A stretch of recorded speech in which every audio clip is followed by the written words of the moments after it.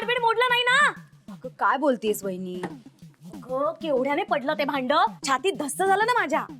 एक तर सकाळपासून माझा डावा डोळा नुसता फडफड फडफड करतोय. माहितीये कशी आलीये मी इथे माझं मला माहिती. रस्त्याच्या कडेने सावकाश हळू अशी चालत आले मी इथपर्यंत. मला एक गोष्ट समजत नाही, तो फुटपाथ जो असतो तो माणसांसाठी असतो का स्कूटरवाल्यांसाठी असतो?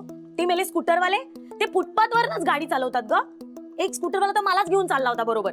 अशी त्याच्याशी भण भण भांडली ना मी, मग घाबरला आणि पळून गेला स्कूटर सोडून. आज देवाच्या कृपेने वाचलीये मी. पण असं म्हणतात की डोळा फडफडला ना की जवळच्या व्यक्तीला काहीतरी होतं. भीती वाटते ना म्हणून बोलतीये मी. ते मला पाणी दे ग, मला पाणी हवंय. घेते मी, थांब. तुझी ती भाजी वगैरे होऊ दे.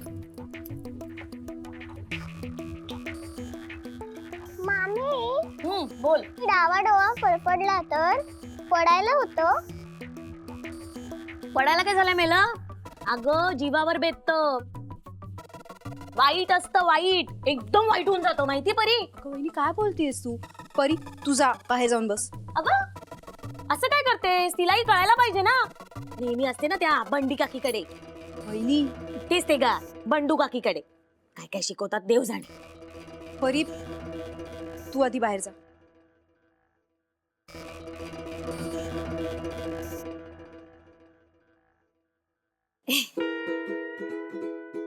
वा मस्त झाले ग भाजी. कलर एकदम छान आलाय.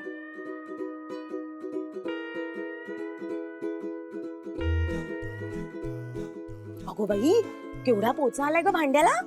कधी घेतलंस हे भांड? बाहेर काढलं नाहीस कधी? बघितलं नाही मी. केवढं मोठं आहे नाही? मला अगदी असं हवं होतं का? नाहीतरी आता याला पोचा पडलाय ना तर तू काय वापरणार नाही, मी घेऊन जाते. काय म्हणतेस? मस्त आहे. याला काय पोचा बिचा पडला नाही, आमचं भांड आहे. हो कळलं, तुमचं आहे ते, आम्हाला पण नकोच आहे. आणि मला अशी सवयच नाहीये कोणाच्या घरातलं काहीतरी उचलून न्यायची. नेहा ऐकून ठेव, हे असंच भांड मला हवंय. माझ्यासाठी घेऊन या. हो. आणि हो डोळा फडफडत होता माझा हे विसरू नकोस. दोघी जरा सांभाळून राहा. उद्या काहीतरी वाईट साईड घडलं म्हणजे रडत बसाल. काही वाईट साईड घडणार नाही. मी बोललेलं सगळं खरं होतं. हो आल्ली मोठी खरं बोलणारी. येते ग मी.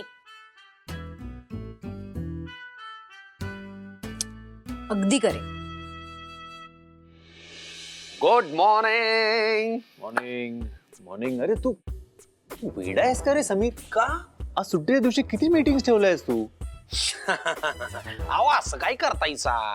सुट्टी का नाही नोकरदार वर्गाला असते बघा. मालकाला कसली आणि सुट्टी?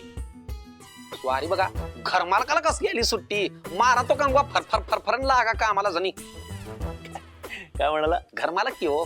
दॅट रिमाइंड मी, तुझ्यासाठी काहीतरी आणलंय मी. हा कशाला अजून आता गिफ्ट आणून ठेवलायचा?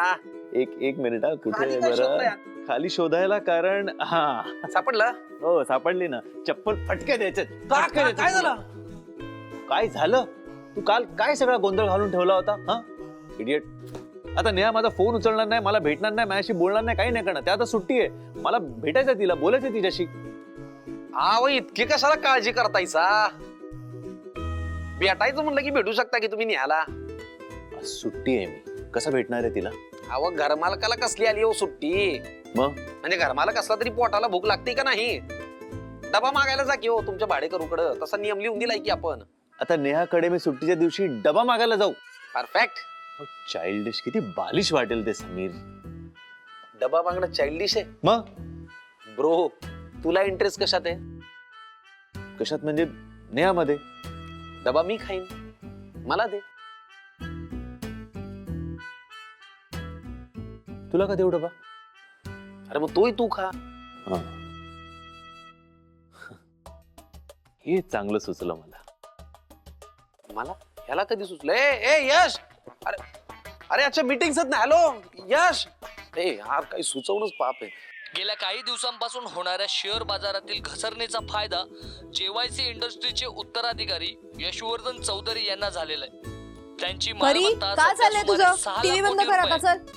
चल जगातील श्रीमंत व्यक्तींच्या परी मी यादीत कधीच बघते. यशवर्धन आता टीव्ही बंद कर. 6व्या क्रमांकावर येतात. यशवर्धन चौधरींच्या मालमत्तेत दररोज सुमारे 5,000 कोटी काही रुपयांची सेल्फी वाढ घेण्याची होते. गरज नाहीये त्या खोटारड्या माणसाची. तो अजिबात खोटारडा बिटारडा नाहीये हो. ताडाच आहे तो. तू काय बोलते ते मला काहीच कळत नाहीये. परी टीव्ही बंद कर आधी. जगातील श्रीमंत व्यक्तींच्या यादीत यशवर्धन चौधरी 10व्या क्रमांकावर येतात. यशवर्धन चौधरींच्या परी मालमत्तेत हल्ली तू दररोज कुठली गोष्ट सुमारे एकदा सांगितल्यावर 5,000 ऐकत कोटी नाहीस ना. रुपयांची आधी वाढ टीव्ही होते. बंद कर. नेहमीचीच तुझी नाटकं आहे हं. तुला एकदा सांगितलेलं कळत नाही. तुझ्या त्या नेहमीच्या बातम्यामुळे मला पण सगळीकडे यश दिसायला लागलं. खरंच नेहा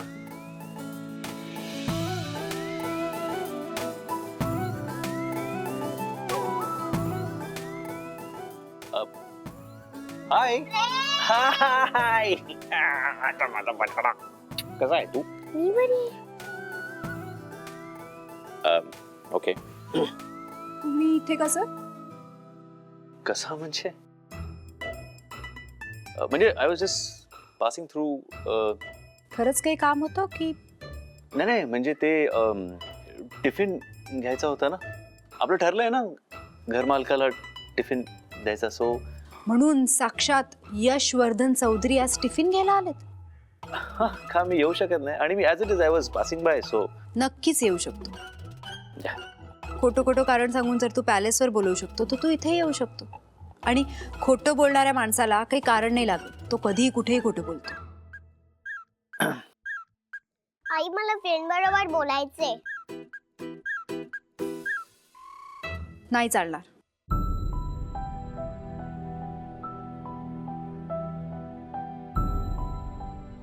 तिला बोलायचं असेल तर परी तुझ्या फ्रेंडला सांग जर मी सगळ्या अटी पाळतीये ना तर त्यांनी पण अटी पाळायच्या.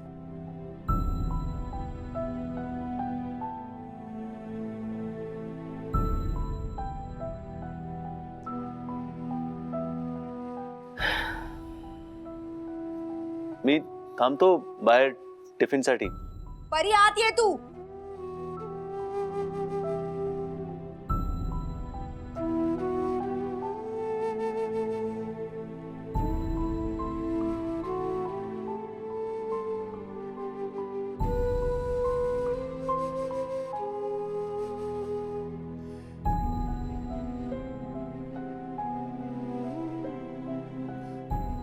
हे मम्मी ते बघ कोण आलंय. यशवर्धन चौधरी. खरंच की एवढा मोठा माणूस आणि आपल्या सोसायटीत आणि आपल्याला माहिती पण नाही. नमस्कार नमस्कार सर. नमस्कार नमस्कार नमस्कार नमस्कार. काय म्हणताय? बस कसे आहात तुम्ही? बस ठीक. किती वेळा सांगितलंय मला असं साहेब आणि आवाजाव नका करू. अरे तू रे बोरा प्लीज. कसे आहात तुम्ही सगळे? आम्ही नेहमीच सगळे मजेत असतो. जा जा खुर्ची आण जा. अगं नेहाची साफसफाई सुरू असेल ना आणि साफसफाईच्या बाबतीत ती भयंकर स्ट्रीट आहे. हो. ती आतमध्ये कोणाला जीव देत नाही हो. खरंय. अगं तू सांगायला कशाला पाहिजे दिसतच आहे की आपल्याला. ये लवकर लवकर ठेव. अरे अगं नको बसा, बसा, अगं, बसा. नाही नाही अखर नको. बसा मी पटकन. Okay okay. तुझ्यासाठी फरसाण घेऊन येते जाऊ नको कुठे. बस बस बस. अय्या तुझा कोट छान आहे. अय्या घड्याळ पण किती छान आहे. अरे मी पण काय म्हणते तू तर अख्खाच छान आहे. घे घे घे घे. तू आधी खाऊन घे बरं. या साहेब तुम्ही आता फरसाण खा. मी चहा घेऊन येते. मलाही घालून सांगलं. हा खा तुम्ही फरसाण.